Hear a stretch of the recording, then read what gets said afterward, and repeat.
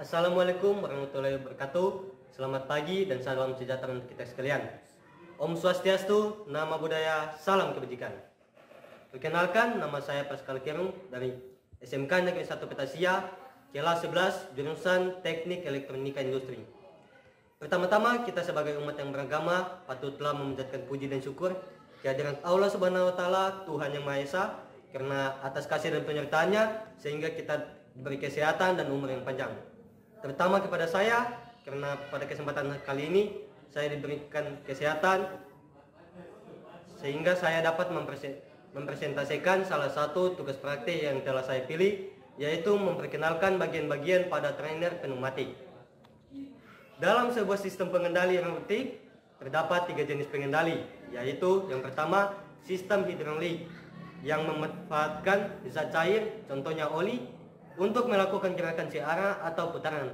Yang kedua yaitu sistem elektronik, sebuah arus listrik yang dioperasikan dengan cara mengontrol aliran elektrik atau partikel bermuatan listrik. Sistem yang ketiga yaitu sistem pneumatik yang akan saya bahas pada presentasi kali ini. Sistem pneumatik adalah sebuah teknologi yang memanfaatkan udara berkompresi untuk menghasilkan efek gerak mekanis. Pengertian pneumatik adalah pneumatik berasal dari bahasa Yunani yang berarti udara atau angin. Semua sistem yang menggunakan tenaga yang disimpan dalam bentuk udara yang dimanfaatkan untuk menghasilkan suatu kerja disebut dengan sistem pneumatik. Dalam pneumatik tentu saja memiliki kelebihan dan kekurangan. Kelebihan pneumatik yang pertama, ketersediaan udara yang tidak terbatas. Yang kedua, udara dapat dibebani lebih dengan aman tanpa menimbulkan bahaya. Yang ketiga, mudah disalurkan atau dipindahkan dari suatu tempat ke tempat yang lain melalui pipa kecil, panjang, dan berliku. Yang keempat, udara dapat disimpan melalui tabung yang diberi pengaman terhadap kelebihan tekanan udara. Yang kelima, udara yang digunakan pada berbagai temperatur dapat digunakan pada berbagai temperatur. Yang keenam, udara yang diperlukan adalah udara yang bersih sehingga aman digunakan untuk industri, obat-obatan, makanan, dan minuman.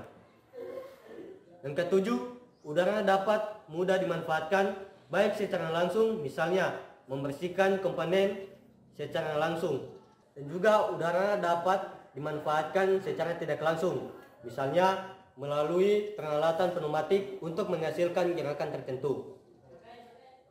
Kelemahan dari pneumatik yaitu yang pertama, memerlukan instalasi peralatan penghasil udara karena udara yang digunakan yaitu untuk peralatan pneumatik harus memiliki kriteria tertentu. Misalnya kering, bersih, serta mengandung pelumas yang diperlukan untuk peralatan pneumatik. Oleh karena itu, diperlukan instalasi peralatan yang relatif mahal seperti kompresor, penyaring udara, tabung pelumas, dan lain-lain. Kelemahan yang kedua yaitu mudah terjadi kebocoran sehingga menimbulkan kerugian energi. Kerugian yang ketiga yaitu menimbulkan suara bising. Pneumatik menggunakan sistem terbuka, artinya udara yang telah digunakan akan dibuang keluar sistem sehingga akan menimbulkan suara bising, terutama pada saluran buang. Baiklah, pada saat ini saya akan menjelaskan bagian-bagian dari sistem pneumatik. Kita mulai dari bagian-bagian kompresor, yaitu yang pertama, di sini ada kompresor. Fungsinya mengumpulkan udara yang ada di sekitarnya. Di sini ada tabung reservoir, fungsinya untuk menampung udara yang sudah dikumpulkan.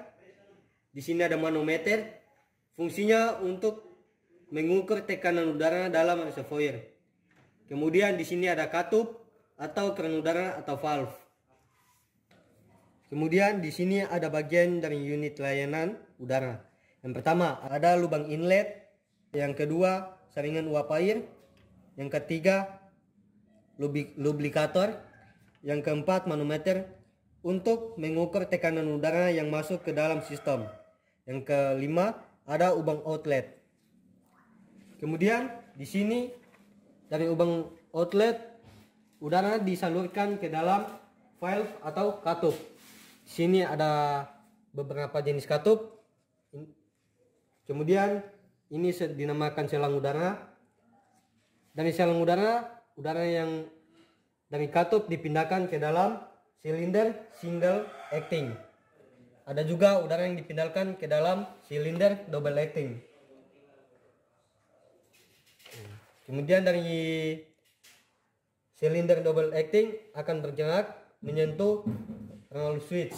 Di sini terdapat juga beberapa Reynolds switch dan ini adalah tombol reset atau pemberhenti emergency. Kemudian di bagian atas di sini ada PLC atau programmable logic control. Kemudian di sebelahnya ada relay. Di sini ada indikator lampu. Di sini ada push button. Di sini ada power supply. Adapun penerapan konsep pneumatik pada otomasi industri, salah satunya adalah pada mesin pemrosesan air mineral yang bekerja secara otomatis. Robot-robot lengan pada mesin ini bekerja berdasarkan tekanan udara dalam selang. Dengan mengatur besarnya tekanan udara yang dialirkan pada selang setiap saat, maka robot tersebut akan bergerak sesuai dengan sistem kendali yang diprogram oleh Programmable Logical Control. Demikianlah presentasi saya tentang pengenalan alat-alat pneumatik. Lebih dan kurangnya mohon dimaafkan.